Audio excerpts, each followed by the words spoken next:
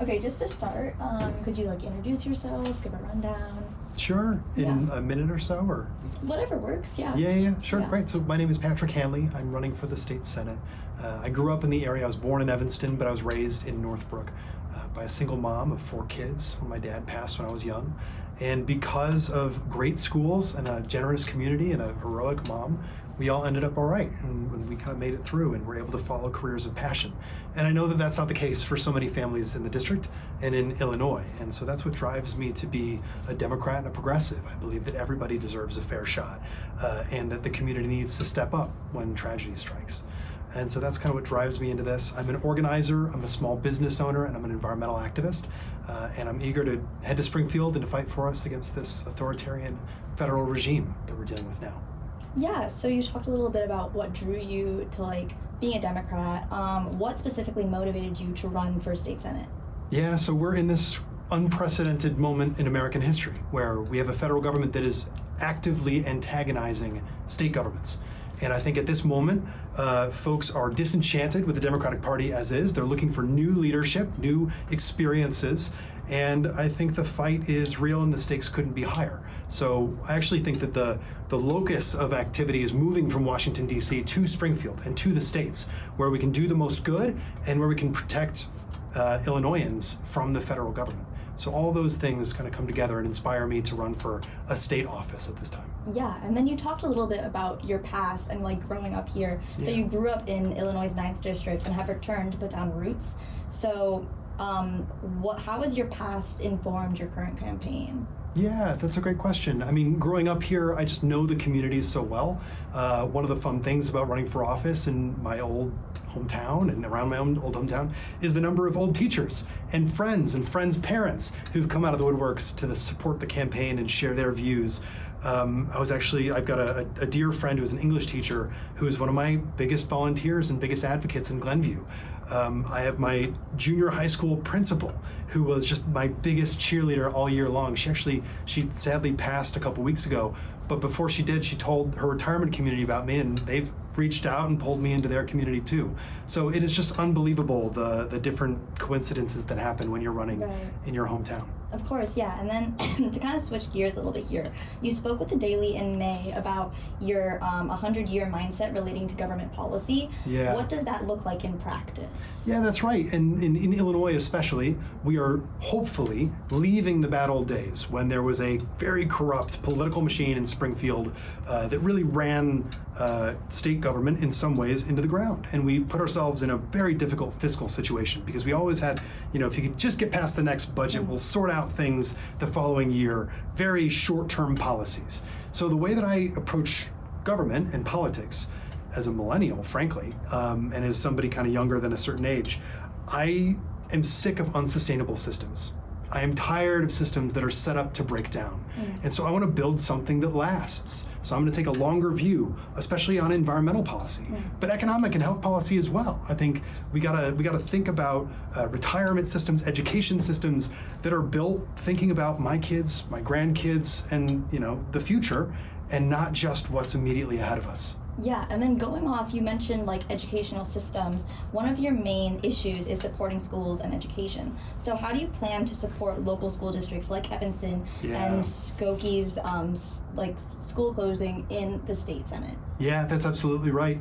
And education funding is an incredibly important part of good policy in Illinois. We have some pretty well-funded schools in this state, but we also have other schools that draw from different property tax levies, different property tax districts. So I think the state can be a good partner in helping voters decide when to consolidate school districts to help more students. But I also think doubling down on education funding and helping students that need a little bit of extra help is another way that the state can play a role in equity. Yeah, education. For sure. And then, so moving kind of closer to Evanston and Northwestern struck a deal with the Trump administration in December to restore $790 million in funding that had been frozen due to the campus anti-Semitic allegations since April. What was your reaction to that deal? deep frustration and disappointment that we're in this situation at all. Again, we've got an antagonistic federal government that is coming after our institutions of higher learning, that is coming after our research funding because of the politics of a given area. And I think that's totally unacceptable. I think this is one example of how the state of Illinois needs to play a bigger role supporting our universities and institutions of higher education that have relied on a federal government for far too long, apparently. And we can no longer trust them. And so I think the state can be a good partner to Northwestern as we figure out a world where you can't lean on the federal government to provide necessary funding for basic research. Yeah, for sure. And then you're also campaigning on pushing back against the Trump administration. Yeah. What specific steps will you take to do this? Yeah, absolutely. So Illinois has been on the forefront of figuring out what we can do. And one of the most important features politically of the year that we're in is figuring out the contours of the 10th Amendment. What is state sovereignty? How far does it go? What are things that the federal government can and can't do in our states? And then how do we protect Illinoisans from a rogue federal administration and three-letter agencies? So specifically, we set up the Illinois Accountability Commission in the fall, which is a great step. I think we need to extend that to the localities. There is a whole lot of folks that have been victimized by ICE in Evanston and in our surrounding communities, and we need their stories to be told and recorded. We need evidence to be registered so that we can ultimately bring charges against federal agents. We now have the ability, because of the Bevins law in Illinois, to sue federal agents for civil infractions. That's great, and I think we need to make sure that people know that that is a right and know how to use it and provide technical assistance and resource to make sure that folks can. We need to keep ICE out of our public buildings. And again, we've done some of this already, and there's more to be done. And then finally, I think we need to provide assistance to migrant families that are having an extremely difficult time right now. Yeah, for sure. And then, so you seem to agree with your opponent, Rachel Ruttenberg, on most issues, including affordability, sustainability, healthcare, and combating the Trump administration. Right. You've spoken about your background in business and positioned yourself as the grassroots candidate, while she emphasized her experience in public policy. Yeah. So why should voters choose you? Because I know how to fight, because I'm an organizer, and because I think at this moment we need different kinds of public servants and different kinds of leaders that can communicate, that can organize communities that are impacted by policy, both under the dome and outside. I think this moment calls for just a different class of political leader, and I think my diversity of experiences, both from small business and organizing and environmentalism, are all going to inform a perspective that stands up to this administration at this unprecedented time. Yeah, and then going off of that, recently Ruttenberg overtook you in fundraising, thanks in large part from a contribution from the Jewish Caucus PAC. So how are you planning to address the new fundraising gap? Yeah, well, and I would just say my campaign doesn't take corporate PAC money. Rachel's campaign has taken money from HCCI before, as well as from a couple different gambling interests. And this recent influx of campaign donations, I think, kind of, it speaks to the brokenness of campaign finance in Illinois, and that is one issue that we are calling out and talking about on the trail, one issue that resonates with a lot of folks. Folks realize that the system's broken, and so we'll continue to raise money in our grassroots way from individual donors, but we've also got a really energetic campaign of volunteers and organizers knocking doors and meeting people where they're at. So, I recognize that she's pulled ahead in corporate PAC money, but I stick by what we're running on, and I feel good about our chances. Okay, perfect. And then now I'm going to transition into the rapid fire questions. Fun. Okay. So we can just go really quick answers. Okay. So the first one is, what did you have for breakfast this morning? Ovo frito. Okay, perfect. Great. And then, what is the last book you read? Oh my gosh. No. See, the dark thing about running for office is that you don't have any time to read. Oh my gosh. When We Cease to Understand. God, is that the name of it? Lubitude. Then your favorite 9th District business? Oh, Max Bike Shop on Central. Okay. And then, which endorsement are you proudest of?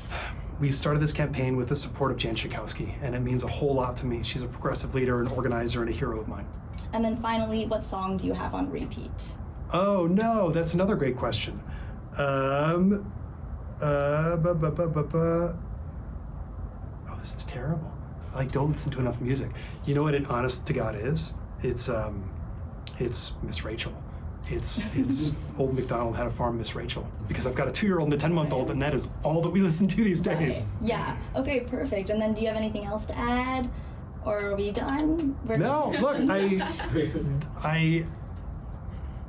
we are running at a time that is really, really important to students, to voters, to everybody living in our area. We're going to decide what kind of state government we have, and more than that, we're going to pick who the Democratic Party is next year. So there has been deep frustration, understandable frustration with the Democratic Party.